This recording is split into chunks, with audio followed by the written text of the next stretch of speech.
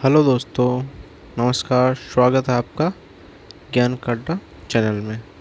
दोस्तों, आज अपन पढ़ने जा रहे हैं करंट अफेयर 6 मई 2020 का। तो बिना टाइम वेस्ट किए स्टार्ट करते हैं अपन राष्ट्रीय समाचार से। ठीक है दोस्तों।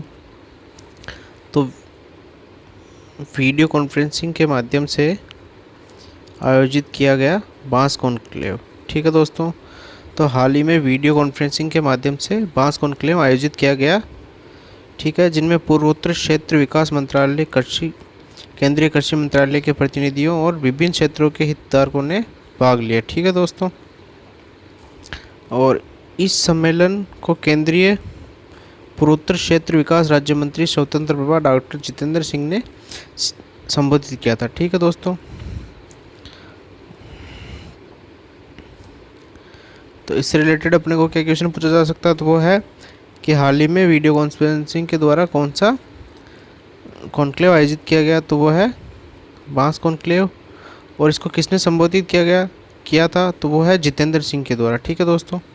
अपन नेक्स्ट चलते हैं अब राज्य सरकार समाचार की तरफ। ठीक है दोस्तों। तो इसमें है पश्चिम बंगाल सरकार ने प्रवासियों के लिए लॉन्च की एग्जिट ऐप। ठीक है दोस्तों। तो पश्चिम बंगाल सरकार द्वारा एग्जिट ऐप नामक एक ऐप लॉन्च की गई है। इस ऐप के द्वारा जो पूरे देश में लॉकडाउन लगा हुआ उसके दौरान जो पश्चिम बंगाल में फंसे हुए अन्य राज्यों के लोग हैं उनको वहां से निकलने के लिए सेवा प्रदान करने के लिए ये ऐप लॉन्च किया गया है, जिससे वह इस ऐप के ज़रिए अपने मूल स्थान पर पहुंचने की इच्छा जाहिर कर सकते हैं। ठीक है दोस्तों। तो एग्जिट ऐप पे पश्चिम बंगाल सरकार की एग्जिए बांग्ला वेबसाइट के ज़रिए पहुंच सकते हैं। ठीक है दोस्तों। तो इससे रिलेटेड अपने को क्या क्वेश्चन पूछा जा सकता है कि तो पश्चिम बंगाल सरकार ने हाल ही में कौन सी ऐप लॉन्च की, तो वो है एग्जिट ऐप। ठीक है दोस्तों। और पश्चिम बंगाल के मुख्यमंत्री कौन है, तो वो है ममता बनर्जी। और वहाँ के राज्यपाल कौन है, तो वो है जगदीप धनखड़। ठीक है दोस्तों। अब चलते अपन समझौता की तरफ। ठीक है दोस्तों।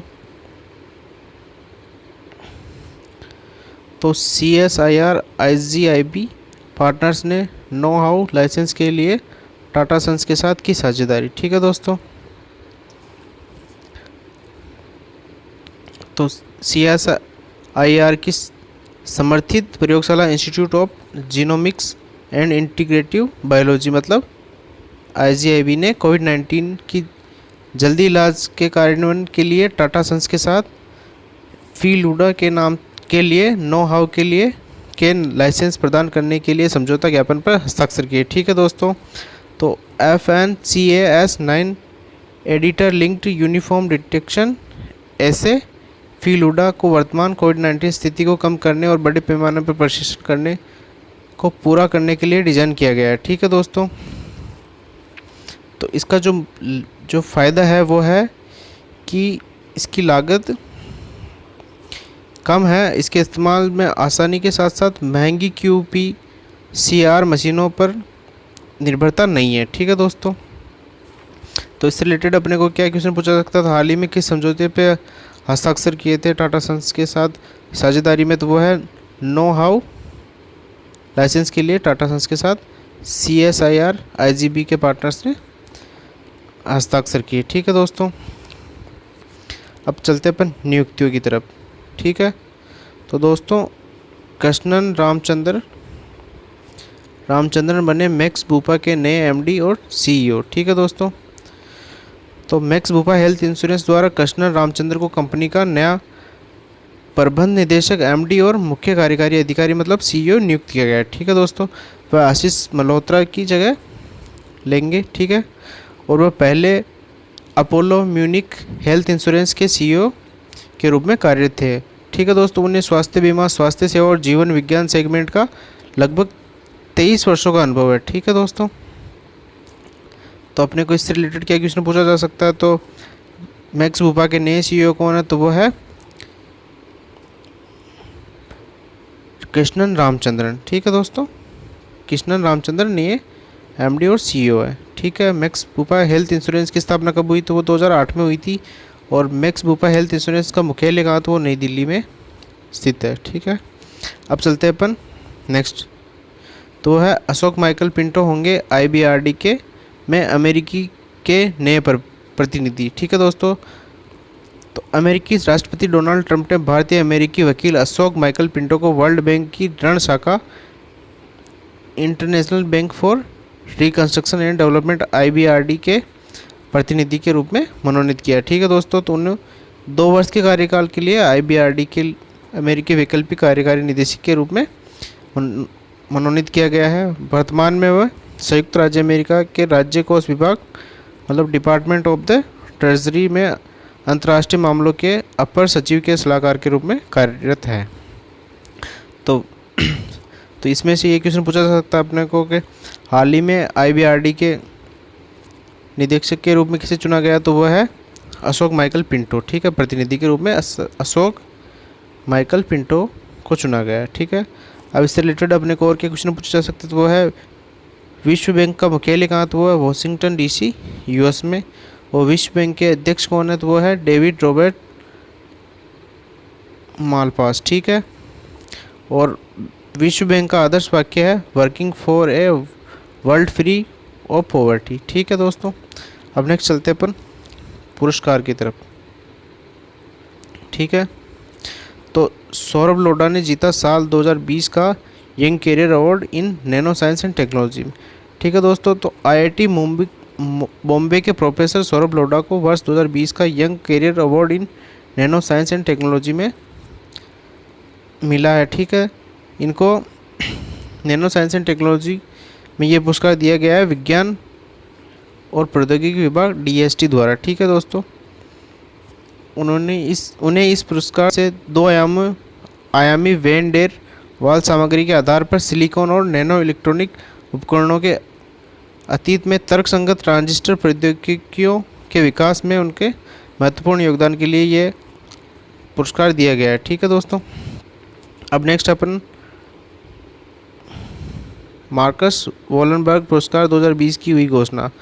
तो दोस्तों, इस साल जलवायु परिवर्तन में वन वृद्धि की भविष्यवाणी करने वाले मॉडल 3PG मतलब साइकोलॉजिकल प्रिंसिपल प्रिडिक्टिंग ग्रोथ के लिए Joseph Landsberg, Richard H Waring, Nicholas C Coops वन क्षेत्र के लिए वर्ष 2020 का मार्कस वॉलनबर्ग पुरस्कार साझा करेंगे। ठीक है दोस्तों, तो यह पुरस्कार स्वीडन के राजा कार्ल गुस्ताव के द्वारा स्वीडन के स्टॉकहोम में एक समारोह के दौरान प्रदान किया जाएगा। ठीक है दोस्तों, तो इस पुरस्कार की जो राशि है वो है 2 मिलियन कॉर्नर्स। ठीक है दोस्तों, अब नेक्स्ट चलते हैं अपन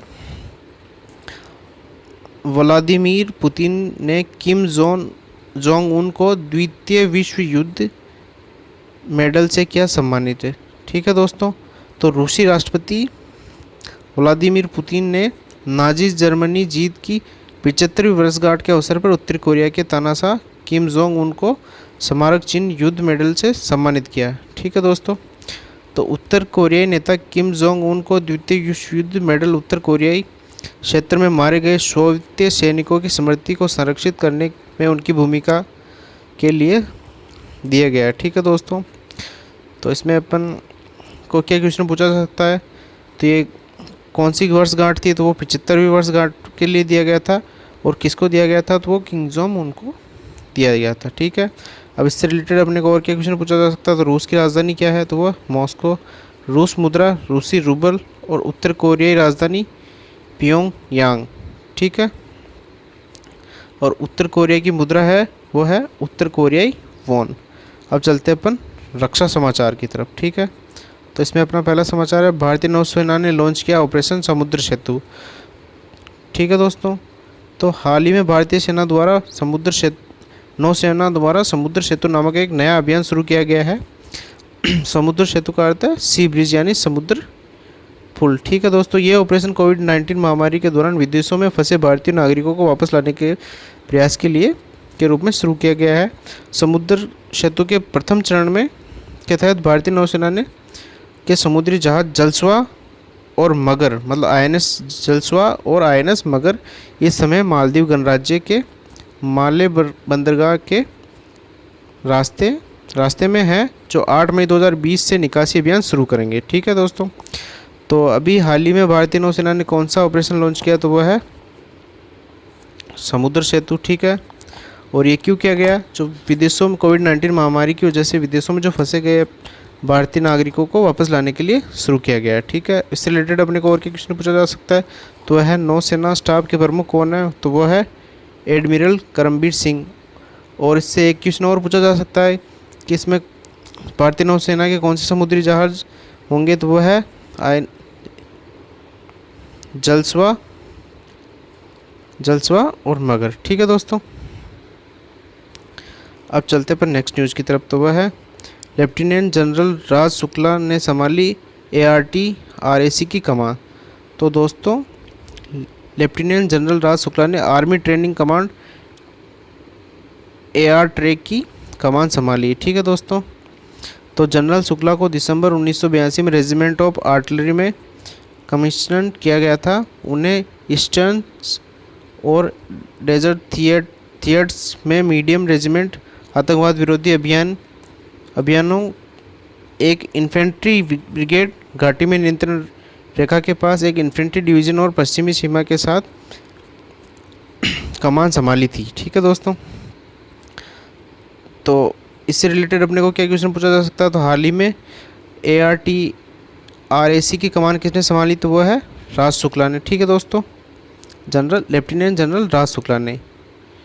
और इससे रिलेटेड क्या क्वेश्चन पूछा जा सकता है, तो 28वें सेनाध्यक्ष कौन है, तो वह है जनरल मनोज मुकुंद नरवाने। ठीक है, और भारतीय सेना का आदर्श वाक्य क्या है, तो सर्विस बिफोर सेल्फ मतलब खुद से पहले सेवा। ठीक है दोस्तों, तो भारतीय सेना का मुख्यालय कहाँ, वो है नई दिल्ली के अंदर।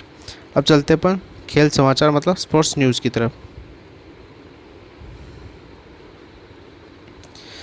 तो बैडमिंटन वर्ल्ड चैंपियनशिप 2020 को अगले साल के लिए स्थगित किया गया है। ठीक है दोस्तों, तो इस साल आयोजित होने वाली बैडमिंटन वर्ल्ड चैंपियनशिप 2020 को अगले साल यानी नवंबर 2021 तक के लिए स्थगित कर दिया गया है। ठीक है दोस्तों, ये टूर्नामेंट हर साल अधिकतर अगस्त के अंदर आयोजित होता था, तो इस साल ये अगस्त में आयोजित न होकर अगले साल 29 नवंबर से 5 दिसंबर 2021 तक आयोजित किया जाएगा। ठीक है दोस्तों, इस चैंपियनशिप का आयोजन बैडमिंटन वर्ल्ड फेडरेशन BWF और स्पेनिश बैडमिंटन फेडरेशन APSBA द्वारा किया जाता है। ठीक है दोस्तों, अब अपना नेक्स्ट जो इससे क्या क्वेश्चन पूछे जा सकते हैं, तो वो है बैडमिंटन वर्ल्ड फेडरेशन मुख्यालय कहाँ, तो वह है कुआलालंपुर मलेशिया में है। ठीक है, बैडमिंटन वर्ल्ड फेडरेशन की स्थापना कब हुई, तो वो हुई थी 5 जुलाई 1934 में। ठीक है, और इससे रिलेटेड अपने को जो अगला क्वेश्चन पूछा जा सकता है वो है बैडमिंटन वर्ल्ड फेडरेशन के अध्यक्ष कौन, तो वो है पॉल एरिक होयर लार्सन। ठीक है दोस्तों, पॉल एरिक होयर लार्सन। अब चलते अपन विज्ञान और प्रौद्योगिकी की तरफ। ठीक है दोस्तों, तो दोस्तों DRDO ने विकसित किया है अल्ट्रा वायलेट डिसइंफेक्शन टावर। तो दोस्तों रक्षा अनुसंधान एवं विकास संगठन DRDO की एक प्रतिष्ठित प्रयोगशाला laser science and technology centre LASTEC द्वारा ultraviolet UV disinfection tower विकसित किया गया है दोस्तों। ठीक है दोस्तों, तो ये UV टावर भारी संक्रमण वाले क्षेत्रों में त्वरित और रसायन मुक्ति कीटाणु शोधन के लिए विकसित किया गया है। ठीक है दोस्तों, तो ये टावर उन चीज़ों के लिए यूज़ किया जाएगा जिन पे अपन केमिकल सैनिटाइजर्स यूज़ नहीं कर सकते। ठीक है दोस्तों, अब अपना नेक्स्ट है निधन। तो दोस्तों सैनिक सेवा पदक पा चुके पूर्व केंद्रीय मंत्री दलित इजिला मलाई का निधन हो गया है। ठीक है दोस्तों, तो पूर्व केंद्रीय मंत्री दलित एजिला मलाई का निधन हो गया है। वह पटल्ली मक्कल काची पार्टी के नेता थे और उन्होंने 1998 से 1999 में अटल बिहारी वाजपेयी सरकार के दौरान केंद्रीय स्वास्थ्य परिवार कल्याण राज्य मंत्री स्वतंत्र प्रभार के रूप में कार्य किया था। ठीक है दोस्तों, उन्होंने सैन्य अधिकारी के रूप में 1971 के भारत पाक युद्ध में भी भाग लिया था। ठीक है दोस्तों, इसके अलावा उन्हें सेना में सराहनीय सेवा के लिए राष्ट्रपति द्वारा भी सैनिक सेवा पदक भी प्रदान किया गया था। ठीक है, तो इससे रिलेटेड अपने को क्वेश्चन पूछा जा सकता है कि अभी हाल ही में सैनिक सेवा पदक पा चुके पूर्व केंद्रीय मंत्री का निधन हुआ, उनका नाम क्या है? तो वह है दलित एजिला मलाई। ठीक है दोस्तों,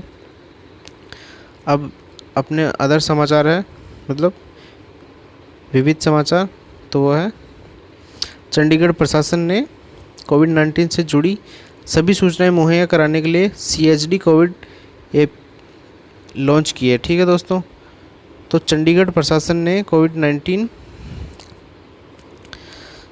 से संबंधित जानकारी प्रदान करने के लिए CHD कोविड नामक एक मोबाइल ऐप लॉन्च किया है दोस्तों। ठीक है, तो इस ऐप को society for promotion of IT in Chandigarh SPIC द्वारा विकसित किया गया है। ठीक है, तो ये एक सिंगल प्लेटफॉर्म के रूप में कार्य करेगा जहां राज्य के नागरिक प्रशासन और भारत सरकार द्वारा जारी किए गए सभी दिशा निर्देश, आदेशों और सूचनाओं के बारे में यहाँ जानकारी मिलेगी। ठीक है दोस्तों, अब इससे रिलेटेड अपने को क्या जो क्वेश्चन पूछा जा सकता है, तो वो चंडीगढ़ सरकार ने हाल ही कौन सा ऐप लॉन्च किया था कोविड-19 के लिए? तो वो है CHD कोविड। ठीक है, और चंडीगढ़ के उपराज्यपाल कौन है? तो वो VP सिंह बदनौर। ठीक है, अब नेक्स्ट क्वेश्चन अपना वो है राष्ट्रीय आधुनिक कला संग्रहालय प्रस्तुत करेगा नगमा के संग्रह से कार्यक्रम। दोस्तों यहाँ नगमा है national gallery of modern art. ठीक है दोस्तों, जो कि नई दिल्ली में स्थित है। इसके द्वारा एक वर्चुअल कार्यक्रम नगमा के संग्रह से प्रस्तुत किया जाएगा। वर्तमान सप्ताह के लिए इस वर्चुअल कार्यक्रम का जो थीम रहेगा वो है आर्टिस्ट बाय आर्टिस्ट। ठीक है, मतलब कलाकारों के द्वारा, और जो गुरुदेव रविंद्रनाथ टैगोर को समर्पित है, क्योंकि इस सप्ताह 7 मई को उनकी 159वीं मतलब 159वीं जयंती भी है। ठीक है दोस्तों, तो इससे रिलेटेड अपने को क्या क्वेश्चन पूछा जा सकता है कि राष्ट्रीय आधुनिक कला संग्रहालय ने अभी कौन सा कार्यक्रम लॉन्च किया था तो प्रस्तुत करेगा? तो वो है नगमा के संग्रह से। ठीक है दोस्तों, इसकी थीम क्या थी? तो थीम थी इसकी आर्टिस्ट बाय आर्टिस्ट। ठीक है दोस्तों, तो आज के लिए बस इतना ही। थैंक यू दोस्तों। अगर आपको मेरा ये वीडियो अच्छा लगा तो please like, share and subscribe my channel ज्ञान अड्डा।